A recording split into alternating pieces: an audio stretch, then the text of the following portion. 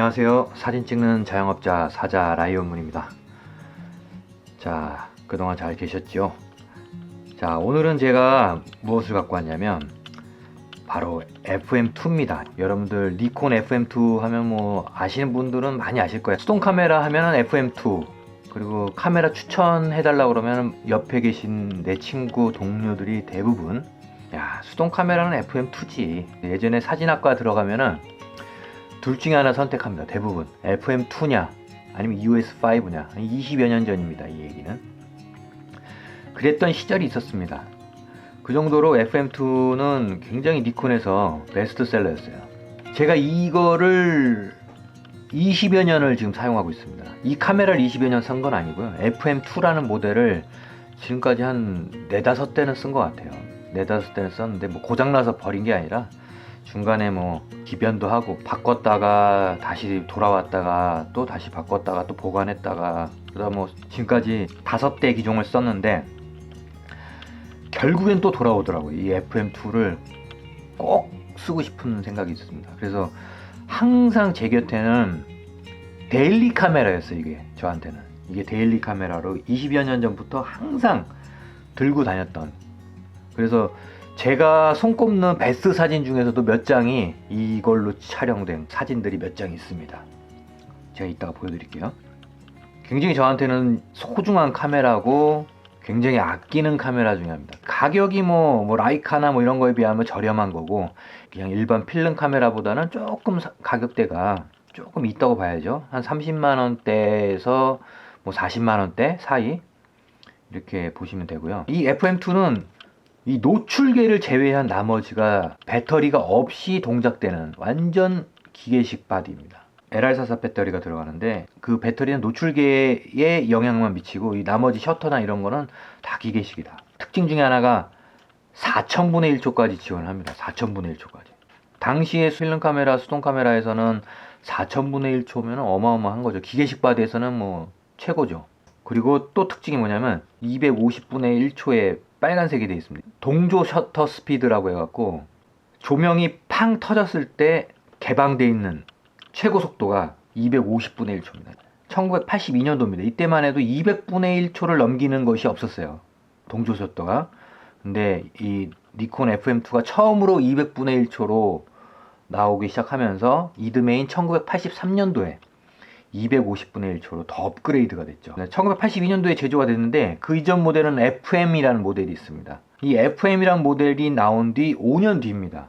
그래서 1982년도에 초기 모델이 나오는데 제가 봤을 때는 이 모델을 3가지 모델로 크게 분류를 합니다.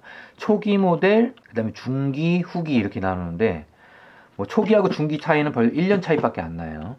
초기가 1982년도인데 이때 처음 나왔을 때는 동조 셔터 스피드도 200분의 1초. 여기 보시면은 이게 셔터막이에요.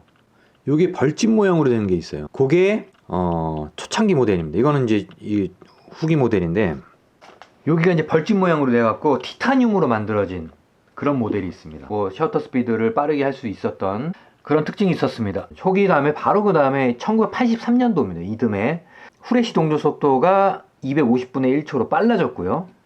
그때까지만 이 셔터막이 벌집문이었습니다. 벌집문인데 250분의 1초의 경우도 있어요. 이거를 이제 저는 중기 모델로 하는데 1983년도죠. 필름 전송을 부드럽게 하는 약간의 변화가 있었다고 하고요. 그 다음에 이 뷰파인드 초점 화면이 3분의 1 스탑 밝게 되었다고 합니다. 이때. 그리고 FM2N이라고 이때부터 쓰이기 시작했고요. 그 다음에 이제 마지막 이제 후기 모델이 바로 이 모델인데 왜 민무늬로 바꿨느냐. 솔직히 벌집무늬라고 해서 안 좋고 민무늬라고 해서 좋다라고 말씀하기는 좀 어렵습니다. 외관이 깨끗하고 뭐 셔터 스피드나 조리개나 뭐 전체적으로 다 말끔한 것들이 오히려 괜찮은 거지. 근데 만약에 똑같은 조건이라면 민무늬가 더 우세하겠죠. 민무늬가 더 신 모델이고 하니까 1989년도에 이제 알루미늄 합금으로 이 셔터막이 대체가 됐는데요. 이거는 이제 극단적인 온도에서의 안정적인 셔터 작동을 위해서 이걸로 바꿨다고 합니다. 그다음에 1994년도에 니콘은 그 FM2N 티타늄 버전을 또 만들어요. 이게 이제 스페셜 모델이라고 저는 이제 칭하는데 기념 바디, 94년도 기념 바디 개 그려져 있는 게 있습니다. 300대밖에 없어요. 2000년 밀레니엄 바디도 있고요. 뭐 그런 것도 있고요. 근데 대부분 우리가 가지고 있는 거는 FM2 오리지널 버전이나 아니면 뉴 버전 두 가지, 그 다음에 민무늬, 이렇게 세 가지 형태로 대부분이 가지고 있을 겁니다. 집에 장롱에 있는 FM2 딱 열어보시고 만약에 혹시나 개 그림이 있거나 T가 써 있거나 이러면 비싼 겁니다. 그거 잘 확인해 보시고요. 무게는 FM은 590g이었는데 이 FM2가 540g입니다. 티타늄은 515g. 자, 그러면 이제 외관 한번 살펴볼게요. 위에서부터 볼까요? 이제 하슈가 있고요. 여기는 일단 요거를 온이고 요게 오프예요. 온, 오프. 조리개를 여기서 돌리고요. 그 다음에 셔터 스피드는 위에서 이렇게 다이얼로 돌립니다. 아까 전에 말씀드렸듯이 4000분의 1초부터 1초 B셔터 이렇게 있습니다. 원스탑치 떨어지고요. 그 다음에 ISO는 들어서 돌리는 방식. 12서부터 6400까지 ISO 필름을 사용할 수 있는 겁니다. 여기는 셔터는 여기 있습니다. 셔터 소리는 어떤가요? 그렇게 묵직하진 않은 것 같아. 이게 셔터 소리는 안정감이나 이런 거 봤을 때 F2가 훨씬 좋은 것 같아.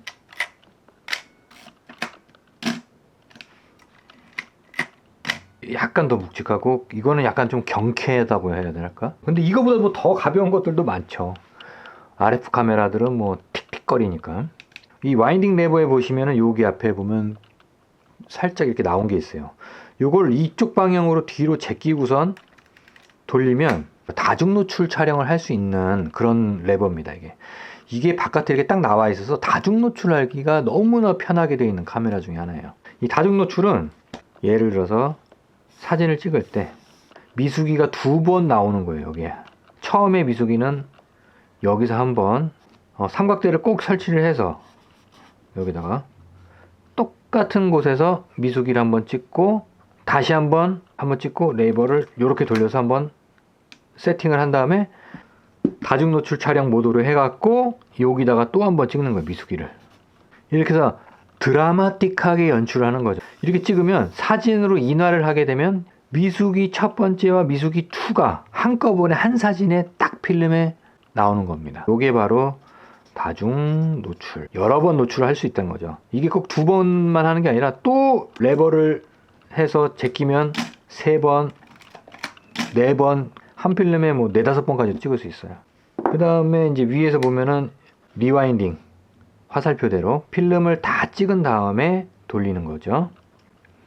이따가 다시 한번 필름 넣고 뺄 때 한번 보여드릴게요. 자, 뒷면을 볼게요. 여기 아이피스가 있습니다. 여기 이거 제 것도 이거 처음 구매했을 때 이 아이피스가 없어서 제가 이거를 하나 샀습니다. 따로 별도로. 아이피스 이렇게 빠져 있는 경우도 있어요. 항상 눈을 여기다 갖다 대지 않습니까? 그러니까 굉장히 어떻게 보면 중요한 포인트입니다. 눈에 여기에 고무가 이렇게 딱 돼 있습니다. 그 다음에 이거는 뭐냐, 필름을 내가 어떤 필름을 썼는지 여기다 꼽는 거예요. 1포드 FP4 플러스 125짜리입니다. 요걸 찍는 거예요. 요거를 그 다음에 여기다 이렇게 꼽는 거예요. 여기다. 아, 이게 1포드 125짜리였구나 하고서 내가 항상 생각하고 있는 거죠. 디지털 카메라에서는 있을 수 없는 일입니다. 이거는. 근데 필름 카메라는 들어가 있으면 잘 모르니까. 그래서 저도 사실 이걸 안 꼽았을 때는 굉장히 헷갈릴 때가 많아요. 왜냐면 카메라를 한 대만 운영하면 그래도 기억이 나는데 제가 한 서너 대의 필름이 들어가 있단 말이에요. 이 필름에는 뭐 ISO 800에 들어가 있고 야간 사진 찍으려고, 이 사진 카메라에는 뭐 100짜리 또는 흑백, 칼라, 슬라이드 뭐 여러 가지 있다 보니까 헷갈릴 때가 있어요. 그래서 항상 이렇게 꽂을 수 있으면 이렇게 꽂습니다. 심지어는 이거 꽂을 수 없는 게 있어요. 그런 때는 이거를 따로 파는 경우가 있더라고. 필름백을 열 때는 여는 방식과 똑같아요. 레버를 밑으로 당기고 들어 올리면 이렇게 되죠. 그래서 이 상태에서 잡아 뽑습니다. 뽑으면 열리죠. 필름 한번 연 김에 넣어보겠습니다. 자, 넣는 방식은 똑같아요. 여기다 이쪽에다가 왼쪽에다 필름을 넣고요. 튀어나온 부분이 밑에 쪽으로, 그리고 위에다 먼저 꽂고 밑에다 필름 레일이 있죠. 여기다 레일 따라서 쭉 뽑아, 쭉 뽑고 스프레에 보면 홀이 있어요. 홀에다가 이 끝에 부분을 그냥 넣어줍니다. 이렇게 넣어줘. 그럼 이렇게 감기면서 누르고 한번 넣어 감겨요. 확실히 감겼죠? 퍼플레이션 홀이 있습니다. 여기 톱니바퀴에 껴져 있는지 확인하시고 닫고 내리고, 자 이렇게 해서 찍습니다. 찍을 때 보면 역시 이게 돌아가죠. 와인딩이 돌아가죠. 확인을 꼭 하셔야 돼요. 제가 아시는 분도 이거를 확인 안 하시고 계속 찍다 보면은 36방이 넘었는데 계속 돌아가. 계속 37, 38, 39 보니까 이게 안 돌아가고 있어요. 얼마나 지금까지 찍은 게 헛수고가 되겠어요. 그러니까 이거 돌아가는지 봐야지, 아 필름이 제대로 감겼구나를 꼭 확인하셔야 됩니다. 제가 매번 카메라 리뷰 때마다 설명하는 부분이에요. 그만큼 중요해요. 이게 저도 실수할 때가 가끔씩 있어요. 급할 때 36컷을 다 찍었다, 만약 그럴 때는 필름 리와인딩을 합니다. 필름이 다 이쪽으로 감겼던 걸 다시 필름백으로, 다시 매거진으로 다 필름을 집어넣는 과정이에요. 하판에 보시면 버튼이 하나 있어요. 이걸 꼭 눌러 주시고요. 요거를 잡아 뽑으면 안 됩니다. 그럼 열려요. 요거를 들어서 화살표대로 이쪽으로 감아 주시는 거죠. 그 다음에 감겼다 싶으면 레버를 아래쪽으로 돌린 상태에서 잡아 뽑습니다. 이제 그럼 열리죠. 그래서 요거는 현상소나 자가현상 하시면 되는 거고요. 자, 이렇게 필름 넣고 빼기를 좀 해봤죠. 자, 그 다음에 앞면을 한번 볼까요? 이쪽에 보면은 고무 마개가 이렇게 있는 게 있어요. 여기 보면 저 다른 FM2 보여드릴게요. 여기 보시면 이제 마개가 있는 게 있는데, 이거는 이 단자를 보호하기 위한 커버죠. 이건 뭐냐면 스튜디오에서 스트로브에서 코드를 연결해서 케이블로 이렇게 연결시키는 겁니다. 250분의 1초를 넘어가면 안 돼요. 이 모델 같은 경우는 발광 속도와 이 셔터가 개방되어 있는 거가 최대 250분의 1초다. 이걸 만약에 넘어서 500분의 1초에 놨고 스튜디오에서 촬영을 하게 된다, 그러면 일부분이 잘려서 나옵니다. 250분의 1초 안쪽으로 60분의 1초나 125분의 1초나 250분의 1초로 촬영을 해야 한다. 그때 싱크 케이블을 여기다 꼽고선 촬영을 합니다. 그때 요걸 사용하는 거고요. 그 다음에 요거는 렌즈를 뺄 때 요걸 누르고선 돌리는 겁니다. 이렇게 빼는 거예요. 렌즈를 뺐다가 낄 때는 이거를 또 헤매시는 분이 있는데, 여기 보면 점이 하나 있어요. 검정점. 얘도 검정점이 여기 하나 있습니다. 검정점과 검정점을 만나서 시계 반대 방향으로 돌려주면 딸깍 소리가 나죠. 요거 이제 105mm 렌즈를 낀 상태죠. 인물 촬영 시에는 퀄리티가 나오는 그런 렌즈입니다. 그래서 렌즈를 뺄 때는 다시 한번 여기 누르고 시계 방향으로 돌린다. 이건 뭐냐? 피사계 심도 버튼입니다. 이게 바로 이 카메라 뷰파인더에서 보이는 모습이, 지금 그 느낌이 그대로 사진에 나올 거라는 생각을 하시면 안 됩니다. 한라산이 있고 미수기가 크게 있어요. 최대한 카메라 앞에서 찍은 거예요. 예를 들어서 포커스를 여기다 맞추면 이 상에서는 한라산이 뿌옇게 나옵니다. 이 상에서는 항상 이 뷰파인더는 이 렌즈의 최대 개방의 느낌으로 보여주는 겁니다. 이게 1.4 렌즈면 내가 f8을 놓던 11을 놓던 22를 놓던 항상 f1.4의 뷰파인더의 모습이에요. 디지털 카메라에서는 뭘 조절하면은 액정상에서 이 정도 나오는구나, 저 정도 나오는구나, 심도를 이렇게 보면서 찍을 수 있는데, 이 필름 카메라 같은 경우는 항상 f1.4, 1.8 내 렌즈에 따라서, 지금 이 렌즈는 1.4이기 때문에 1.4의 느낌으로 뷰파인더에 이렇게 보이는 겁니다. 근데 실질적으로는 내가 F16을 놓고 찍었다. F16에서 이 버튼을 누르면 어두워져요. 어두워져. 하지만 무엇이 보이느냐? 이 심도가 어디까지 나타나는지, 이 심도가 어디까지 보이는지가 여기에 나옵니다. 이 산까지 어느 정도 나오겠구나. 이 중간에 있는 자동차가 나오겠구나. 근방에 있는 자전거가 나오겠구나. 안 나오겠구나. 나오겠구나. 산은 좀 어느 정도 뿌옇겠구나. 이게 심도 체크 버튼으로 체크라는 거예요. 대신 어두워집니다. 이 어둡게 나오는 거 아니에요? 아닙니다. 이건 결과는 또 어둡게 나오는 건 아니에요. 이 버튼에 따라서 심도만 체크하는 버튼이라는 거죠. 그래서 되게 유용하게 쓰이는 버튼인데 사람들이 잘 모르는 경우가 많습니다. 그 다음 그 밑에 있는 버튼 볼까요? 이거는 셀프 타이머. 한 10여 초 되는 것 같아요. 이것도.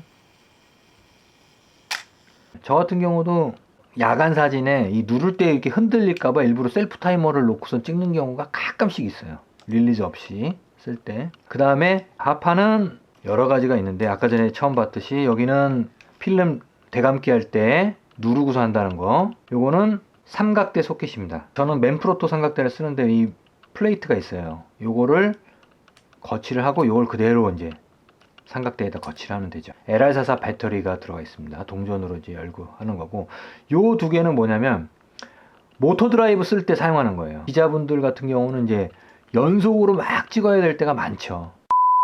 외관은 거의 다 끝났어요. 이게 왜 제가 좋아하냐면 이렇게 심플하기 때문에 좋아해요. 와인딩, 셔터 스피드, 조리개 완전 직관적이잖아요. 그 다음에 다중 노출 촬영되는 거, 피사계 심도 버튼 보는 거, 그 다음에 렌즈를 언제든지 다양한 렌즈로 바꿀 수 있다는 거. 사진의 퀄리티를 가장 결정짓는 중요한 요인 중에 하나가 바로 렌즈라고 했습니다. 다양한 렌즈를 쓸 수 있다는 장점. 아주 추운 지역에서 배터리 때문에 촬영을 못하는 경우가 왕왕 있습니다. 근데 하지만 이런 기계식 바디 하나를 가지고 간다면 극한 상황에서도 얼마든지 내가 찍을 수 있다. 무엇보다 또 가장 큰 장점이 무엇이냐? 내구성입니다. 이 바디 자체를 여러분들 만져보지 못해서 모르시겠지만 묵직하고 뭔가 단단한 느낌이 들어요. 저는 20여 년 동안 이걸 사용하면서 이런 분들에게 제가 추천드립니다. 카메라를 조금 더 진지하게 필름 카메라를 접하시고 싶으신 분들, 다양한 렌즈를 한번 써보고 싶으신 분들, 좀 막 다루기 편하고 튼튼한 카메라를 선호하신다면 이 FM2만한 것이 없다. 고장도 잘 안 나는 편이고요. 그 다음에 고장이 났다 하더라도 부품 수급이 원활합니다. 왜냐? 너무나도 많이 팔렸기 때문에 아무래도 부품들도 많다는 얘기죠. 결과도 괜찮고 만족하고, 또 디자인도 나름 클래식하고 너무나도 마음에 들고, 튼튼하고 렌즈도 여러 가지 쓸 수 있는 장점, 여러분들에게 적극 추천드리면서요. 제가 지금까지 또 FM2로 찍은 사진들을 좀 보여드릴게요.